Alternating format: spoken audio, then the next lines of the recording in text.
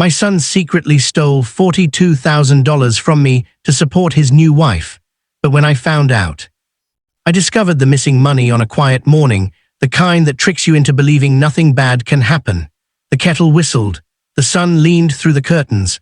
My hands, old, spotted, steady, turned the pages of my passbook the way I'd done for 40 years. Then the numbers stopped making sense. $42,000 doesn't vanish quietly. It screams, even on paper. I'm a grandfather named Ibrahim, 72 years old, retired and careful to a fault. I grew up counting coins twice before spending one. I built my life the same way, brick by brick, rupee by rupee, dollar by dollar, through long shifts, missed dinners, and a back that never quite forgave me. That money wasn't a fortune, it was my safety net. It was medicine and emergencies. It was dignity. My son, Cameron, had access to my account.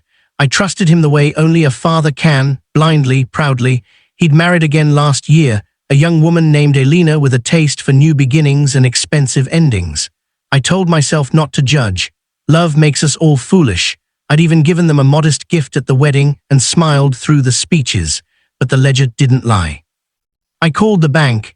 The teller spoke gently, as if softness could dull numbers. Transfers, multiple, over 6 months. Same recipient, Cameron's name. I sat down hard. The chair groaned under me like it knew. I didn't call him right away. That's a mistake young men make, rushing toward anger. I made tea, I breathed. I remembered the boy he was, knees scraped, eyes bright, asking me how engines worked. I remembered teaching him to save, to plan, to stand straight. I wondered where I had failed. When Cameron finally arrived that evening, he walked in smiling, phone in hand, perfume trailing behind him. He didn't see my face at first. When he did, the smile folded. "Baba," he said, "what's wrong?" I slid the passbook across the table. I didn't raise my voice. I didn't need to. Silence can be a hammer. His eyes scanned the page. He swallowed. "I was going to tell you." That sentence, small, cowardly, hit harder than any slap. "When?" I asked. He sat down, rubbing his temples. "Elena needed support. Things are expensive. I thought I'd return it." "Without asking," I said, "you stole from me." He flinched at the word. "It wasn't like that." "It was exactly like that." He tried to explain: rent upgrades, a car lease, business ideas that never started, gifts meant to keep peace at home, each excuse stacked on the next like a tower of glass. $42,000 of my life evaporated into comfort. I looked at him and felt something unfamiliar crack inside me, not anger, not sadness, but clarity. I had spent years protecting him from consequences. I would not do it again. "You will repay every dollar," I said, "on my terms." He laughed then, a short, nervous sound. "Baba, I don't have that kind of money." "You will," I said, "because I do." That confused him. Good. I stood and walked to the cabinet where I keep my documents. He never asked what I did with my time after retirement. He assumed I rested. I pulled out folders, contracts, receipts, deeds. I had invested quietly, small properties, a storage unit business, a partnership in a logistics company, nothing flashy, everything legal, everything mine. Cameron stared as I laid the truth on the table. "You thought I lived on savings alone," I said. "You thought I was fragile." He tried to interrupt. I raised a finger.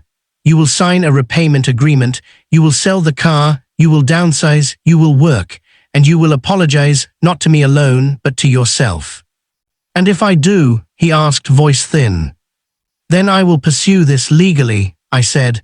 "I will not protect you from the law you broke." He stood up abruptly. "Elena won't understand." "Then she married the wrong man," I said quietly. He left without another word.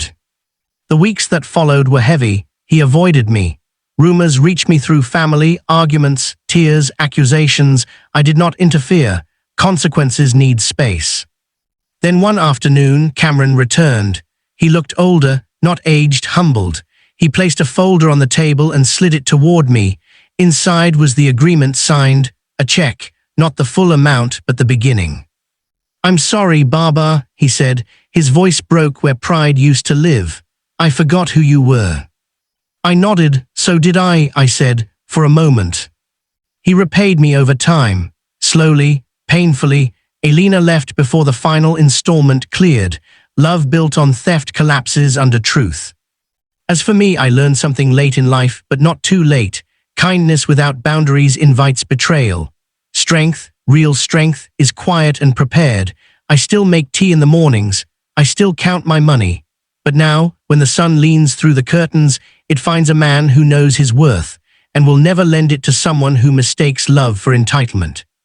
And that, perhaps, was the most expensive lesson my son ever bought, paid for with money he never should have touched.